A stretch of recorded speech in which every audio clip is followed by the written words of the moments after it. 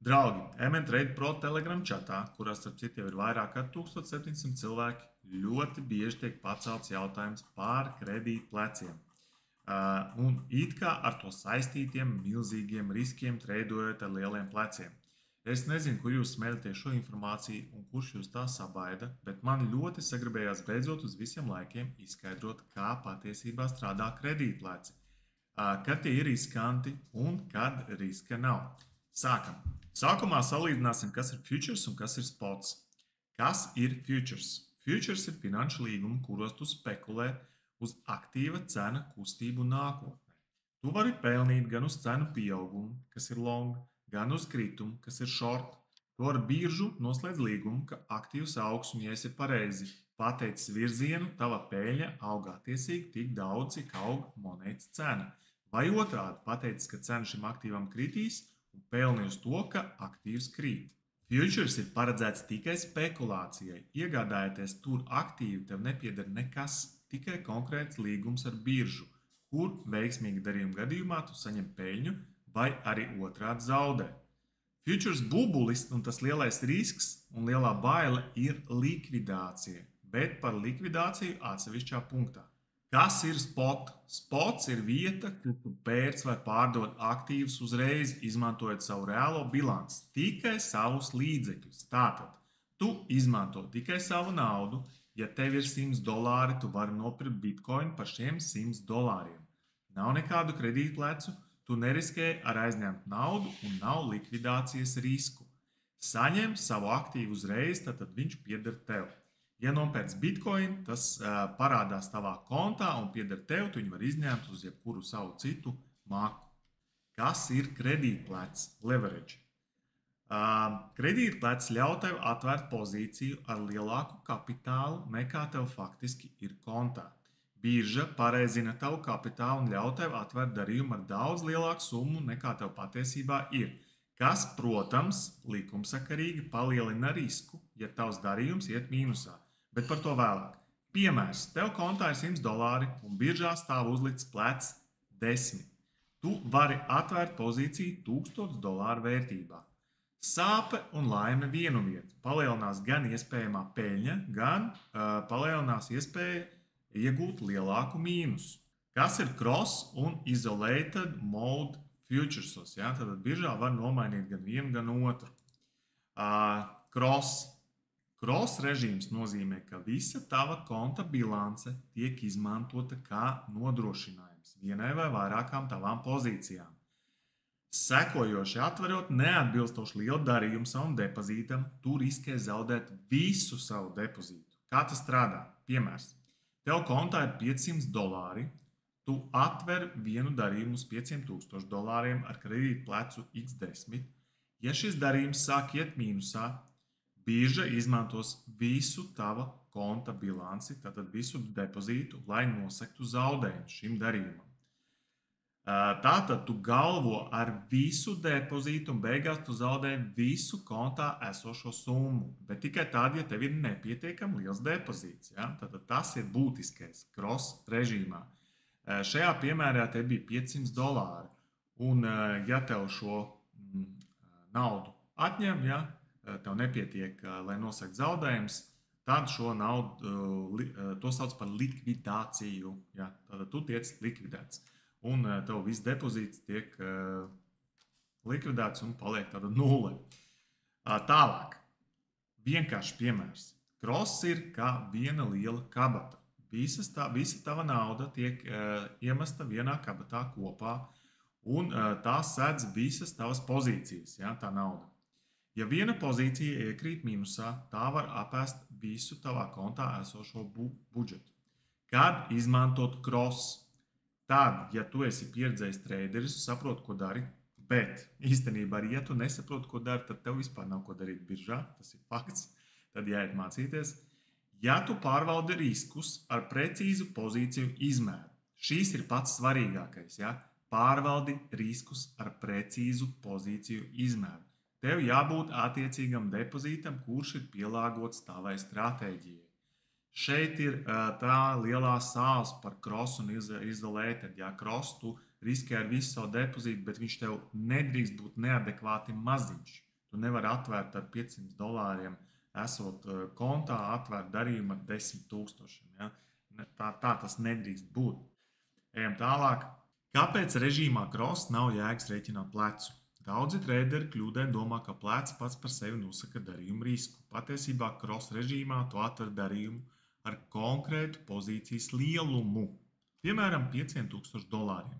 Visa tava peļņa vai zaudējumi tiek aprēķināti no šīs pozīcijas summas, nevis no tā, kāds plecs tika uzlīts, ja, vai 100 vai miljonais. Ļoti svarīgs moments. Pat ja tev kontā ir $500 un birža rāda, ka izmantoja plecu 10x, tavs risks ir no $5,000, jo tie ir līdzekļi, kas ir iesaistīti šajā pozīcijā. Jo, ja tu pats uzliksi 100 plecu, 500 plecu, 1000 plecu, bet tavs darījuma lielums, ar kādu tu atver šo te pozīciju, ir 5000 un kontā depozīts, tev joprojām ir tikai $500. Nav nekādas atšķirības, kāds plecs. Tu riskē vienādi vai 10 plecu, vai 100 plecu, vai tam līdzīgi. Cross režīmā tu riskē ar to savu depozītu, tad tiem $500. Un skaidrs, ka ar $500 depozītu nedrīkst atvērt darījumu, nezinu, par 10,000, 20,000, jo to dod, protams, šie lielie pleci šādu iespēju. Tas būs ļoti nepareizi un tas būs kazino. Tātad izšķirošais faktors ir pozīcijas apjomam, nevis plecam. Ja? Nav svarīgs plecs. Tagad parunāsim, kas ir isolated režīms, tradējot futures. Tātad isolated, jeb isolēt margin režīms nozīmē, ka katrs darījums izmanto tikai konkrētu naudas apjomu no tava konta. Ja nevis visu depozītu, bet tikai konkrētu apjomu no tava konta, un tas kalpo kā sākuma nodrošinājums šim te darījumam. Kā tas strādā? Tev kontā ir $500, tu atver darījumu, piešķir tam tikai $50 nodrošinājumu un uzliec plecu ar kādu šo nodrošinājumu reizini, lai atvērtu orderi, piemēram, ar 10. plecu. Tātad, ja tavs nodrošinājums ir $50, tu izmanto 10. plecu, tad tu atver darījumu ar $5,000. Ja cena iet pret tevi, tu vari zaudēt tikai šos $50. Pārējie $450 paliek neaiztikti šajā gadījumā. Kādas ir priekšrocības šim te isolated? Stingrāka riska kontrole. Vienkārši piemērs. Isolated ir kā atsevišķas kabatas katram darījumam, un tu piešķir konkrētu naudas daudzumu katram darījumam. Ja darījums iet uz grunti, tu zaudē tikai to summu, ko ieliki šajā kabatā. Ja? Kad izmantot isolated? Ja esi iesācējis, lai nebūtu iespēja bezgalīgi pārlikt zemāk stop lūzus. Un ja vēlies precīzi kontrolēt risku, pieņemsim, man ļoti labi nodara isolated režīms autotradingā, ja? Jo autotradingā ir visādas neparedzētas situācijas, un lai man stop lūzus netiktu bezgalībā kaut kur, kā ir arī gadījies cross režīmā, ja? Tieši ar autotradingu. Tad es izmantoju isolated. Ja? Un arī, protams, ja tev stratēģija prasa ļoti precīzu kontroli un risku, ja? Tādā veidā tu vari vienmēr sevi pasargāt no pārlieku lieliem zaudējumiem. Kādi ir mīnusi isolated režīmam? Ļoti ātra likvidācija. Atkarībā no kredītpleca, jo lielāks kredītplecs, jo mazāks cenu kustības procents noved pie tava nodrošinājuma naudas likvidācijas. Likvidācijas piemēri, ja nav stop loss, bet tu tiec vienkārši likvidēts. Tātad šeit ir kredītplecs un likvidācijas sekos, tātad ar otro plecu pēc 50% apmēram bišķi mazāk, jo katru reizi ir nodrošinājums šī likvidācija, ko birža ieskaita kā komisiju uzreiz. 5. plec ir 20% zaudējums, 10. ir mīnus 10%, tev ļaus turēt šo zaudējumus, un tā tālāk. 100. plec nedaudz mazāk par 1%, un tev uzreiz likvidē tavu nodrošinājumu. Ja? Kā piemērs, tev kontā ir $100, tu atver darījumu ar 10. plecu, tātad tavu pozīcija ir $1000 vērtībā. Ja cena iet pret tevi 10%, tātad paņēmi longu, bet cena krīt lejā, tu esi mīnusā, pēc 10%, kā es teicu, nedaudz mazāk, birža automātiski tevi likvidē un tu zaudē savus $100. Ja, ja tev kontā depozītā ir vairāk, tu viņus nezaudē. Tu zaudē to, ko tu esi ielicis kā nodrošinājumu. Tātad $100. Otrs piemērs. 50. plecs kontā tev ir $100, pozīcija $5000. Tad tu atver šo te nodrošinājumu ar $100, ar plecu 50, darījums, tad tu riski ar $100, darījums reiz 50, pozīcija 5000. Ja cena mainīsies tikai par 2% pret tevi, tu tiksi izsists no tirgus, no šīs te pozīcijas, un tu būs tava nodrošinājuma likvidācija jau pie -2%. Kāpēc tas ir bīstami? Tirgus dažreiz kustas ļoti aktīvi, un stop loss zem 2% var tikt izsists ar sekundžu svārstībām. Ja? Tad ļoti, ja treido kaut ko, kas ātri kustās, tur brīžam ir puļķis uz augšu, puļķis uz leju sekundēs, un viss tu jau esi likvidēts. Ar lieliem pleciem tu neturies tirgū pat dažas minūtes. Tev nepaliek laika reaģēt laicīgi, lai slēgtu darījumu pirms likvidācijas. Ja? Secinājums, jo lielāku plecu tu izvēlies, jo mazāku kļūdu tirgus pusē tu vari atļauties. Un jo ātrāk tu tiksi likvidēts, ja kaut kas notiks ne pēc tava scenārija. Ja? Tas ir gan labi, gan slikti, ja, kā es minēju. Ja tu nespēji izmantot stop loss pareizi, tad tas ir viens labs risinājums, kā vienmēr, pieņemsim, uzlikt savu stop loss 2%, uzliec 50. plecu un darbojies. Ja? Un vienmēr zini, ka 2% ietvaros tu vienmēr tiks likvidēts, tavu pozīcija tiks piespiedu kārtā aizvērta. Kādi ir mīnus izolētas režīmam? Ir liels komisijas, kuras automātiski tiek noņemts vai iekļauts jau darījumā. Līdz ar to likvidācijas cena ir ātrāka. Binance lielākā birža ar labāko likviditāti, bet tieši dārgākā, kas attiecās tieši uz izolētas režīmu un likvidācijas komisijām. Es izmantoju Binance, jo tur ir augsta likviditāte, bet ar rokām treidojot, nevis autotradingā, bet ar rokām cross režīmē, jo tad komisijas ir ļoti maziņas, Binance ir mazas komisijas, arī spotā mazas, bet izolētas režīmā ir vienkārši drastiskas komisijas, salīdzinot ar citām biržām. Un izskatīsim šos piemērus. Tātad Binance. Likvidācijas maksa Binance ir 1,5% par katru plecu. Piemēram, tu izmanto 200 plecu. Tas nozīmē, ka 1,5% pareizinām ar 20–30% no šī te nodrošinājuma tiek paņemts uzreiz. Scenārijas. Pozīcijas vērtība, piemēram, ir $1000. Ja? Tad tu izmanto 200 plecu. Tātad tavs ieguldījums ir $50 reiz 20, tātad 1000 tu atveries. Likvidācijas maksa šajā gadījumā ir 1,5% reiz 20. plecs ir 30%. Ja tevi likvidē, tu zaudē 30% no savas sākotnējā margina, tātad tie ir $15 komisijas. Ja? Tev vienkārši likvidē ātrāk par tiem nekā būtu, pieņemsim, -2 īstajā spotā, tev tas mīnus. Ja? $15 komisija. Un jo lielāks plecs, jo lielāka šī komisija likvidācijas gadījumā. Vai bet tajā pašā gadījumā, ja tur 0,5% no atvērtās summas, pieņemsim, tu atvēri ar tiem pašiem $1000, tad tu maksā cik? 1% būtu $10, tad maksā $5. Tad šajā gadījumā tie būtu 3 reizes mazāk komisija, bet nav svarīgi pleci. Ja? Tad var ar 50. plecu vai 100. plecu. Tāpēc esmu sagatavojis vēl šādu te salīdzinājumus ar biržām. Binance nāk visdārgāk tieši izolētas režīmā. Cross režīmā nav būtiski. Bybit ir 0%, ja neprasa par pleciem nekādas papildus komisijas, un citur arī nē. Ja? OKX, BitGet, MXC, KuCoin, visur ir normāli. Vēl ir Deribit, ja, kur ir papildus komisija. Tātad, ko mēs varam secināt, kad Binance vienīgā lielā birža ar augstu likvidācijas maksu. Bet tajā pašā laikā dārgāks variants, ja, bet to daļai kompensē tas, ka tur ir ļoti augsta likviditāte un zemākās tirzniecības. Vienas no zemākām tirzniecības komisijām tieši spotā un futures parastajā cross modā. Tā kā jums jāizvērtē, kas jums ir vajadzīgs. Un maza tāda reklāmas pauzītē. Telegram kanālā MTrade Pro un var saņemt šos te linkus, kur var reģistrēties zem viņiem, jo mēs esam partneri. šīm te biržām var saņemt īpašus nosacījumus. Un kāpēc jāreģistrējas caur reflinkiem, nevis pašam pataisnot biržā, jo tu saņem bonus, kas tev vienkārši nebūs pieejami, ja tu pats piereģistrēsies. Vienkārši tāda ir sistēma visās biržās.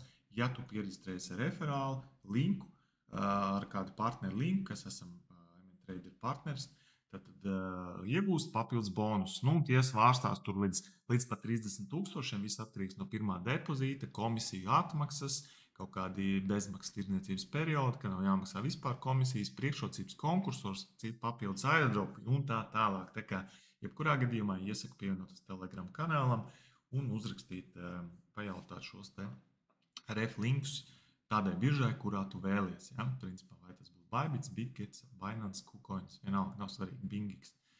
Visās biržās ir šie te referāļi. Ok, ejam tālāk. Kādas ir galvenās kļūdas iesācējiem? Pirmā kļūda ir domāt, ka mazs plecs nozīmē mazu risku. Tā nav taisnība. Un klausies tad, kāpēc? Cross režīmā, kā jau mēs noskaidrojam, nav nozīmes plecam. Nozīme ir tavai riska kontrolei un depozīta lielumam pret tavu atvērto darījumu apjomu.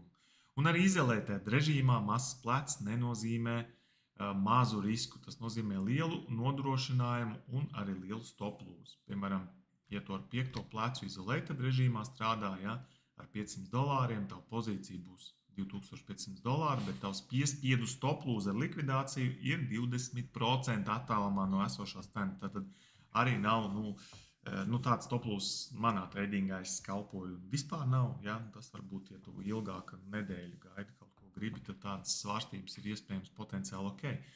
Un tad X5. plecs ir ok, ja tu turi ilgāk par dienu.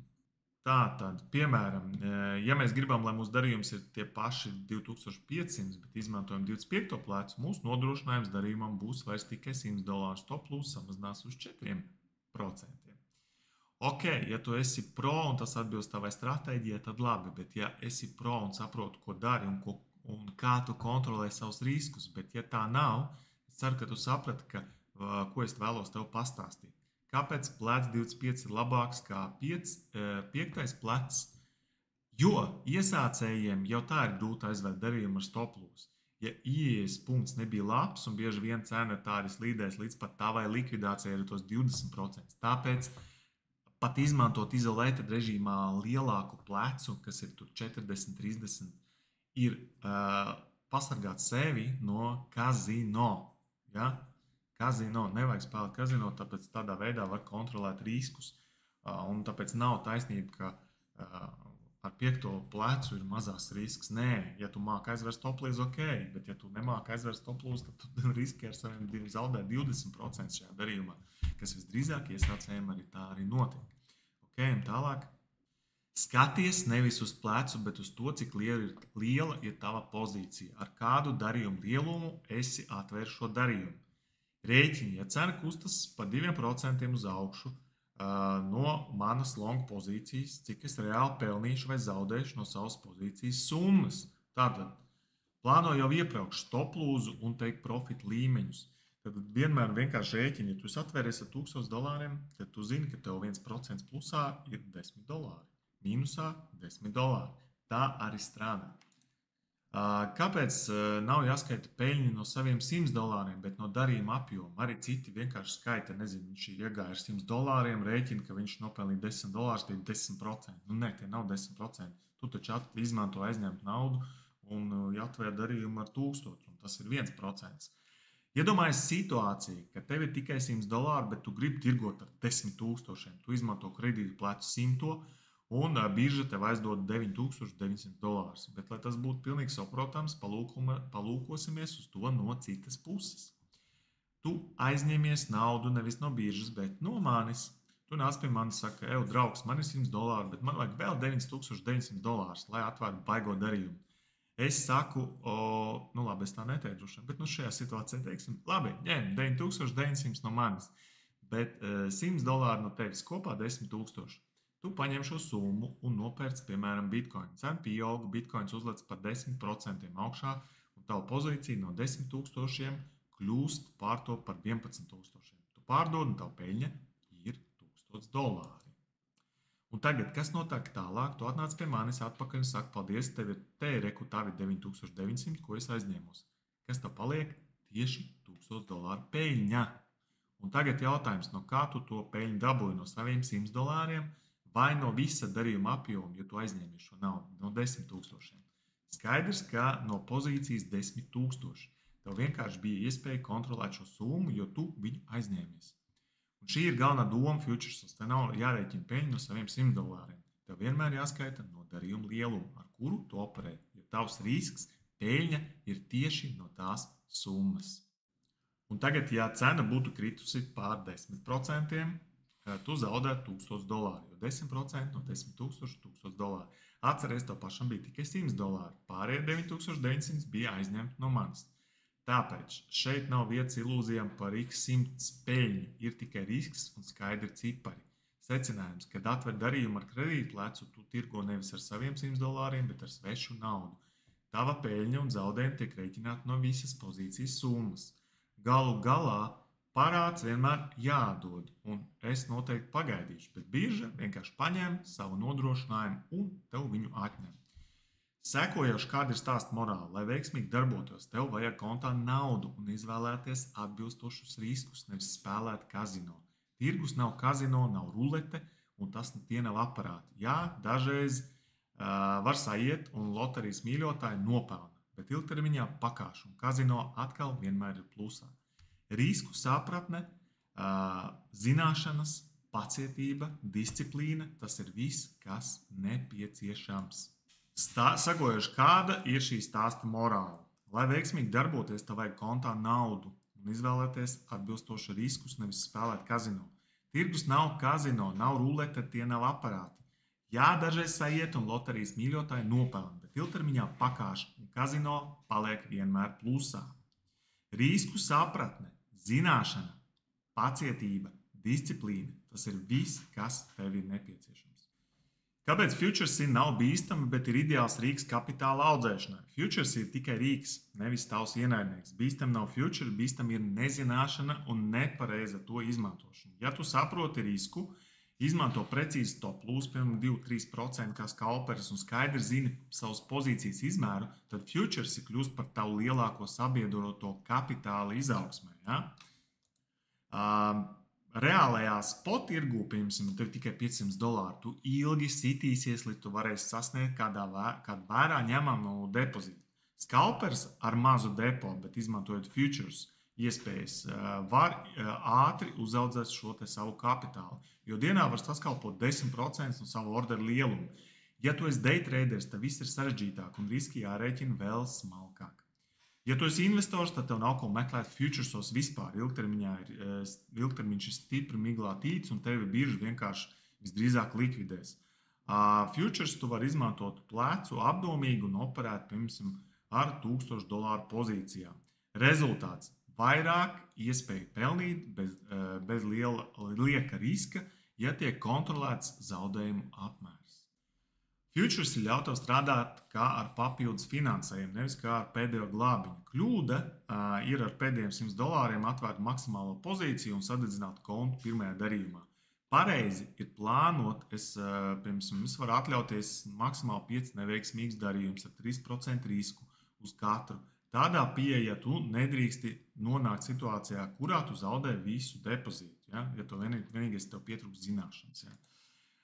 Risks parādās tikai tad, ja tu esi kā mērkeķis ar granātu, ja? Jo tu nesaproti plecu nozīmi, nerēķini draudā un nemāki sadalīt risku, tad tu vienkārši spēlē kazino.